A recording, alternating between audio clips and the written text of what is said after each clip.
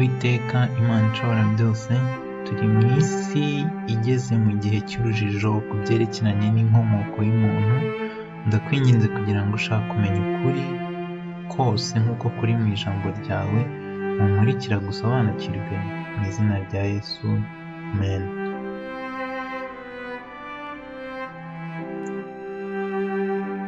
Ndabasuhuje abadukurikiranye.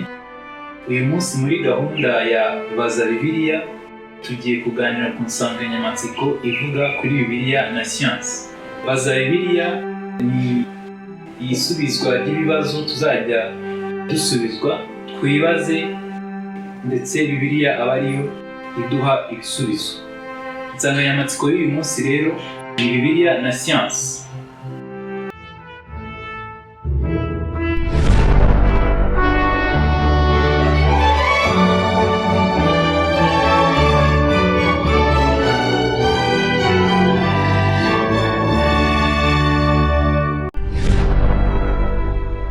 Ikibazo kigiye kuganirwaho ni iki: irema rya Bibiliya n'ihindagurika rya Darwin bihuzwa gute n'abakristo? Mbese birahuye koko? Uriho? Yego, uriho, nibyo. Bitekereze neza, uriho kubw'impanuka, kandi uri umwuzukuruza w'inyamaswa z'ingirangingo imwe, kandi wakwitwa mubyara w'inguge. Nubwo bigoye kubyiyumvisha, nibyo wize mu ishuri cyangwa nibyo abana bawe bazigishwa niba batarageza igihe cyo kubyiga. Tekereza ubyutse ukumva nta mpamvu yo kubaho, nta ntego y'ejo, nta mugambi w'ukuriho.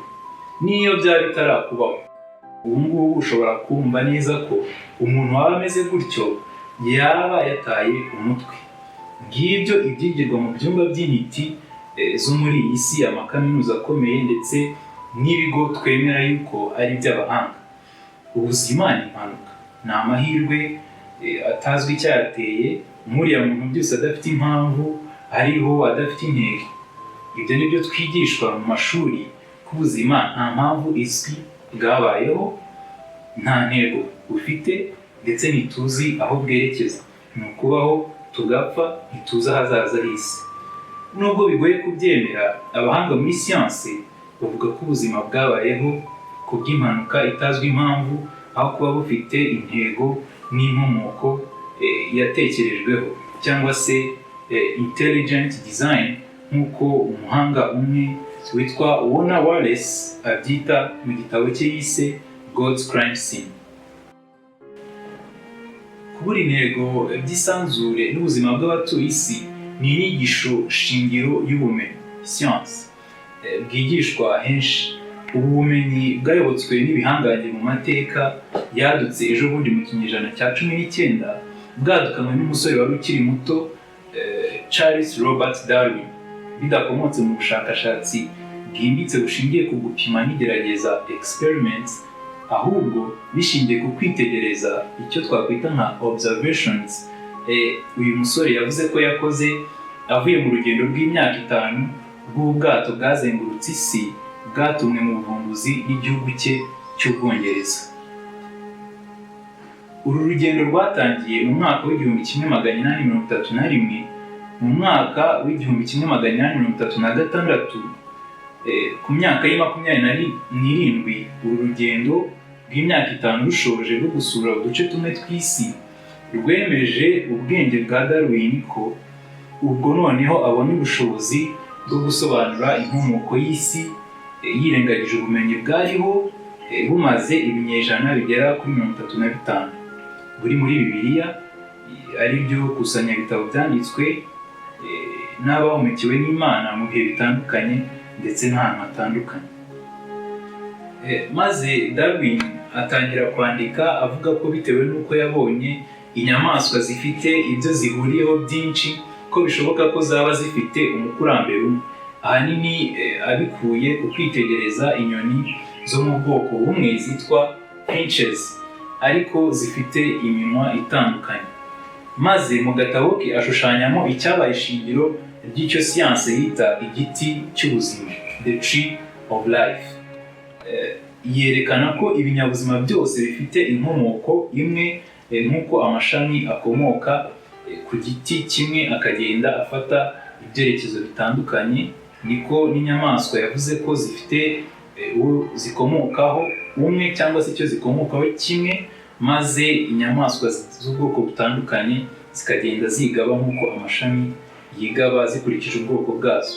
Nubwo abishushanya yanditseho ngo I think cyangwa se nibyo ntekereza, nk'uko bigaragara mu gatabo yandikagamo ko mu mwaka w'1837, ntibyabujije bamwe kubisamira hejuru nk'ukuri kudashidikanywaho, maze umuhanga witwa Ernest Haeckel w'Umudage aba umwe mu kubinonosora no kubigira gikwira mu gitabo cye yise ihindagurika ry'umuntu Evolution of Man mu 1879. Guhera ubwo bitangira kwigishwa ko umukurambere w'inyamaswa n'umuntu ari inyamaswa z'ingirangingo imwe, izikunda kwitwa unicellular organism zirimo amibe, maze ziza guhindukamo inyamaswa zitagira urutirigongo nk'izo dukunda kubona nk'iminyorogoto, nazo ziza guhindukamo inyamaswa z'urutirigongo nk'amafi ndetse n'ibikururuka, maze nabyo bihinduka inyamaswa z'inyamabere nk'inguge, nazo zaje guhindukamo abantu. Nguko uko siyanse y'ubu yigisha ko umuntu ari umwuzukuruza w'iminyorogoto, akaba ari mubyara w'inguge. Ibi nubwo byatangiye ari theory cyangwa se inyigisho idafite igihamya ubwo Darwin yandikaga igitabo ku nkomoko y'ibinyabuzima yise On the Origin of Species mu mwaka w'1859. Nyuma y'imyaka igera kuri 20 gusa, ibitekerezo bye byari bimaze kuba gikwira bitewe n'uko ubucurabwenge bwari buri kwaduka cyane cyane mu kinyejana cya 18 kugeza mu kinyejana cya 19, bwari bumaze kurambirwa amadini ndetse n'Imana. Amakuru atangwa n'abanditsi nka Hull, Tesla na Diamond yerekana ko igitekerezo cya Darwin cyakwirakwijwe ku muvuduko utigeze ubaho mu mateka ya siyansi. Kwamamara kw'inyigisho y'ihindagurika gukeshwa agatsiko kari kagizwe na bamwe mu biswe Victorian elites cyangwa se ibikomerezwa byari ibyo mu Bwongereza. Nubwo batari abahanga muri siyansi, bakoresheje imbaraga zabo mu kwamamaza ibitekerezo bya Darwin mu Bwongereza, biza kuba gikwira no ku isi hose. Kugeza ubwo gushaka kwimura Imana n'ibyo isaba abantu kwari kumaze gutuma inkomoko y'umuntu ishakirwa ubusobanuro Imana yegejweyo. Ikibazo gikomeye cyo kwibazwa cyari gisigaye ni iki? Isanzure ryavuye he? Izuba, inyenyeri ndetse n'isi ubwayo, mbese byo biva he? Ahari isi yari yiteze ko undi muhakanamana nka Darwin ari we uzatanga igisobanuro cy'aho isanzure ryavuye, ndetse inyenyeri, izuba, ukwezi n'imibumbe. Ariko igitangaje mu mwaka w'1920, igisubizo cyaje gutangwa n'umupadiri witwa Georges Lemaître, nk'umwe mu bahanga ba siyansi bo mu Bubiligi muri Université Catholique ya Louvain. Yashatse igisubizo kuri icyo kibazo. Yasobanuye ko isanzure ryatangiriye kuri atome imwe gusa nto, cyangwa se agace kamwe gatoya cyane mu duce twibanze tugize ikintu icyo ari cyo cyose. Ni ukuvuga ngo ni agace tudashobora kubonesha ijisho, gato cyane. Yasobanuye yuko isanzure ryatangiriye kuri ko. Ngiryo ishingiro ryiswe Big Bang. Ibi twabisoma mu nkuru yo mu mwaka wa 2017 iboneka ku rubuga rwa National Geographic. Yego, nibyo, yari umupadiri, kandi avuga ko ivuga ko Imana yaremesheje ijambo mu itangiriro igice cya mbere, byose bikaba mu minsi 6 atari byo. Inyigisho yaje gushimangirwa cyane na Edwin Hubble, umuhanga mu bumenyi bw'ikirere w'umunyamerika wavumbuye ko amatsinda y'inyenyeri ikitwa galaxy agenda atandukana ku muvuduko utangaje mu isanzure. Bityo hemezwa ko mu gihe cy'imyaka igera kuri miliyaridi 13.7 ishize, ibiri mu isanzure byose byari mu kingana n'akadomo kamwe gato cyane, maze habaho iturika ryako ryiswe Big Bang, maze mu gihe gito cyane cy'ibice by'isegonda ibintu byose n'imbaraga zibigenga biravuka, bigenda mu byerekezo bitandukanye, biza kubyara inyenyeri, imibumbe, maze ku bw'amahirwe umubumbe dutuyeho uza kugira ibikenewe ngo ibinyabuzima by'ingirangingo imwe nka amibe bibeho mu mazi. Nuko birahindagurika kugeza ku muntu, nuko twaje kwibona ahangaha dukurikije siyansi. Nubwo Padiri Georges Lemaitre akomoka mu itorero rivuga ko ryemera Imana, yaba yo n'ayandi menshi uyu munsi, ubu yemera izi nyigisho zihindagurika, ndetse ko Imana yaba yararemye ikoresheje ihindagurika, nk'uko umuyobozi wa Kiliziya Gatolika Francis yabitangaje agira ati: abagatolika bakunze guhura n'ikibazo cyo gutekereza ko Imana yari umumagicien, ifite inkoni y'ubumaji ku buryo ishobora gukora byose. Ibyo turabisoma mu nkuru yo kuwa 28 z'ukwa 11 2014 yanditswe muri US News. Ibi yabivuze ashimangira ko Imana yaba yarakoresheje ihindagurika ryatwaye imyaka igera kuri miliyoni 5 ngo umuntu abeho, aho kuba mu buryo bw'igitangaza ndengakamere nko gukoresha ijambo gusa byose bikahita bibaho. Iki kinyamakuru gikomeza kivuga ko inyigisho z'ubugatolika bugezweho zerekeye ihindagurika zishingiye ku ibaruwa ku nyigisho za Kiliziya ya Papa Pio yo mu mwaka w'1950 ivuga ko ihindagurika n'inyigisho z'itorero bidahabanye, ndetse ko Francis atanyuranyije n'inyigisho z'itorero ayoboye. Andi madini ya gikristo y'abaprotestanti nk'abangilikani bo mu Bwongereza, abametodiste bo muri Leta Zunze Ubumwe za Amerika n'andi menshi cyane ubu nayo yamaze kwemera ihindagurika nk'inyigisho itavuguruzanya na Bibiliya, kugeza n'ubwo mu mashuri yayo atemera kwigisha irema rivugwa na Bibiliya, ahubwo akabigira ngombwa ko abanyeshuri biga ihindagurika rya Darwin. Ni ikintu kibabaje ariko ni ukuri. Ikibazo tugiye gusubiza ni iki: mbese siyanse n'iyobokamana rivugwa muri Bibiliya birahuza ku nkomoko y'ubuzima? Iyobokamana rivugwa muri Bibiliya ngibyo dukoresha cyane rwose, iyobokamana rya Bibiliya, kuko nk'uko twabibonye amenshi mu madini n'abanyamadini bashingiye irema rya Bibiliya n'ihindagurika rya Darwin n'iturika rya Big Bang.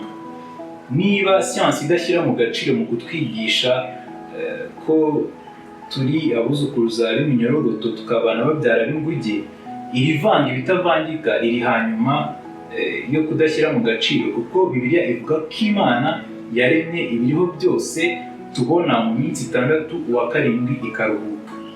Ariko siyansi ikavuga ko byasabye imyaka miliyoni nyinshi ngo amibe ibyara umuntu, ndetse binyuze mu guhindagurika kugiye gutandukanye. Bibiliya yo ikavuga yuko Adamu, umuntu wa mbere, yakuwe mu mukungugu agahumekerwamo umwuka n'Imana. Siyanse ivuga ko umuntu yari afite ishusho idashamaje nk'uko twabibonye igihe yatangiraga kubaho muri utwo dusimba dutandukanye. Bibiliya ikavuga ko yaremwe atunganye, ari mwiza, ndetse afite ishusho y'Imana. Siyansi ivuga ko turi kugenda tuba beza. Bibiliya yo ivuga ko turushaho gusigingira bitewe n'icyaha. Bityo gushaka kuvuga ko Bibiliya na Darwin bahuje ku nkomoko y'irema ni ugushaka kwemerwa mu isi y'abiyita abahanga, ariko birengagije ko bivuguruzanya mu buryo bweruye. Mbese niba isi yaratangiye ari mbi ikagenda iba nziza dukurikije inyigisho za Darwin, ibi byahindura igitabo cy'Itangiriro iki? Cyaba kibaye ikinyoma gusa, kuko kivuga ko byose byari byiza kugeza ubwo umuntu yacumuye. Mu Itangiriro kandi havuga ko umuntu yaremwe atandukanye n'izindi nyamaswa, yari umutware w'isi n'ibiyiriho. Darwin we akavuga ko umuntu, ingurube, ipusi n'izindi nyamaswa bifite abakurambere bamwe nk'umunyorogoto n'amibe. Bityo ntushobora guhuza irema rya Bibiliya n'ihindagurika rya Darwin bitagusabye guhakana igitabo cy'Itangiriro. Ntushobora guhakana igitabo cy'Itangiriro bitagusabye guhakana Yesu ubwe, kuko yaje gukemura ikibazo cyavuzwe mu itangiriro, ari cyo kugwa k'umuntu kubera ko yakoze icyaha maze akazanira isi umuvumo. Ntushobora guhakana Yesu udahakanye Bibiliya yose, kuko ari we nsanganyamatsiko yayo nk'uko yiswe Jambo kandi Ijambo ry'Imana. Iyobokamana ryemera ihindagurika rikeneye kwihana rikareka uburyarya. Nubwo hariho abanyamadini bashaka gushyingira ihindagurika n'irema, abanyasiyanse berura urwango ruri hagati yabo n'igitekerezo cy'Imana yaremesheje imbaraga ndengakamere. Urugero, mu nama yaberaga i New York, umunyeshuri yabajije umwe mu bahanga ba siyanse bitabiriye ikiganiro kijyanye na siyanse n'idini ikibazo gisa nk'igishotora agira ati: "Mbese ushobora kuba umuhanga mwiza muri siyanse kandi ukizera Imana?"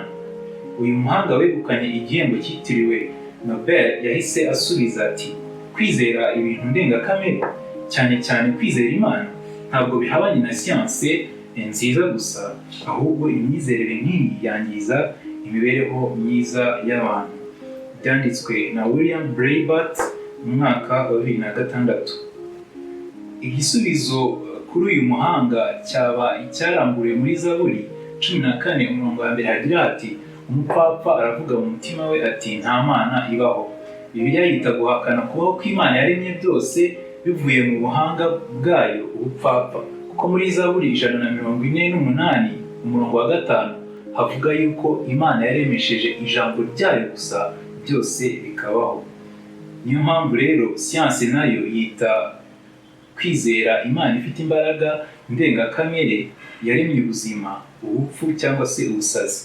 Rero kuvanga ihindagurika n'irema kwaba kwirengagiza ukuri, kuko Bibiliya ihakana ihindagurika, kuko Imana yaremesheje ijambo ryayo gusa byose bikabaho, yagera ku muntu ikamuhumba mu gitaka kandi ikamuhumekeramo umwuka, uwo muntu akabaho. Kandi n'ihindagurika rigahakana Bibiliya. Irema rya Bibiliya n'ihindagurika rya Darwin bihabanye nk'uko iburasirazuba hitaruye iburengerazuba, kandi ntibyahuzwa hatabayeho gupfa kwa kimwe. Muri make ntibyahura. None se hagati y'abemera siyanse ndetse n'abemera irema rya Bibiliya ritavangiye, ni abahe batekereza bashyize mu gaciro cyangwa icyo twakwita logique yumvikana? Icyo nicyo kibazo kizaganirwaho utaha. Dusangize muri comments impamvu iyobokamana rya Bibiliya ndetse n'ihindagurika bidashobora guhuzwa ngo bikunde, kandi niba hari n'ikindi kibazo wifuza yuko twazaganiraho tukabaza Bibiliya ikadusubiza, nacyo wacyandikaho hanyuma tukazagisubiza ubutaha. Dusoze n'isengesho. Uwiteka Imana ishobora byose, izina ryawe nirihabwe icyubahiro. Waduhaye ijambo ryawe ry'ukuri ritumenyesha yuko waremye kandi uremesheje imbaraga ndengakamere. Niyo mpamvu tugusabye kugira ngo muri ino si ikomeje kwemera imigani y'ibinyoma itari ukuri, Uwiteka utubere umucyo kandi ubashe kugera ku mitima ya benshi, bamurikire maze bizere Bibiliya ko ibyo uvuga ari ukuri, kandi ntibashake gufata impu zombi, ahubwo bemere ukuri kwa Bibiliya. Mu izina rya Yesu, amen.